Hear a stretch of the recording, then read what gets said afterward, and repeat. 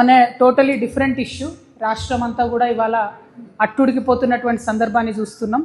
Electricity డిపార్ట్మెంట్లో ఉన్నటువంటి ఆర్టిజన్లు దాదాపు 100కు 100% వాళ్ళు సమ్మెలో ఉన్నారు. వాళ్ళని రెగ్యులరైజ్ చేయాలని అడుగుతుంటే కొత్తగూడెం పాల్వంచలో ఎలక్ట్రిసిటీ డిపార్ట్మెంట్లో మరి వాళ్ళ మీద చర్యలు తీసుకుంటామని చెప్తున్నారు.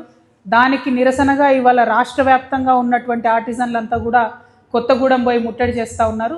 మన జాగృతి కొత్తగూడెం జిల్లా వాళ్ళకు కూడా మనం ఇన్స్ట్రక్షన్స్ ఇచ్చి ఉన్నాము.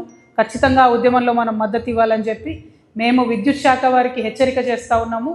ఆర్టిజన్ల రెగ్యులరైజేషన్ అనేటటువంటిది వారి హక్కు. ఆ హక్కును మీరు కాదనడానికి లేదు.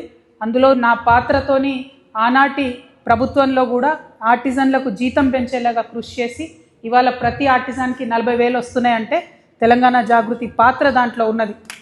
కానీ సంపూర్ణంగా వారికి రెగ్యులరైజ్ అవ్వాలి. రెగ్యులరైజ్ అయ్యి పర్మనెంట్ ఉద్యోగులుగా వారికి ఆర్డర్ రావాలంటే ఇవాళ ఆర్టిజన్స్ చేస్తున్నటువంటి ఉద్యమానికి కూడా మనందరం మద్దతు ఇవ్వాలి. కొత్తగూడెంలో మీరు చేసేటటువంటి ముట్టడికి తెలంగాణ జాగృతి నాయకులు కార్యకర్తలు అక్కడ ప్రత్యక్షంగా పాల్గొంటారు. ఇక్కడ కూడా మేము మద్దతు ఇస్తున్నామని తెలియజేస్తున్నాం. మరి ఇంకొక మాట అనుకోవాలి, ఏప్రిల్ 11 ఇవాళ పూలే గారి జయంతి కల్లా మన జాగృతి పోరాటాలతోని ట్యాంక్ బండ్ మీద విగ్రహం ఏర్పాటు అవుతుందని చెప్పి మనం భావించినాం. కానీ ఈ అలసత్వం ప్రదర్శిస్తున్నటువంటి ఈ ప్రభుత్వం ఈ రోజు వరకు కూడా ఆ విగ్రహాన్ని పూర్తి చేయకపోవడం అన్నది బాధాకరం. మనం అసలు అడిగింది అసెంబ్లీలో పెట్టకుండా ట్యాంక్ బండ్లో పెడితే సరే పాక్షిక విజయం అని చెప్పి మనం అనుకున్నాం. కానీ అది కూడా అసంపూర్ణంగా ఉంచి ఈ ప్రభుత్వం మరి అలసత్వంతో పనిచేస్తుంది అనడానికి ఇవాళకి కూడా పూలే గారి విగ్రహం పూర్తి కాకపోవడమే నిదర్శనం అని చెప్పి మేము భావిస్తూ ఉన్నాము. ఈ తొందరగా పూలే గారి విగ్రహాన్ని ఫినిష్ చేయాలి.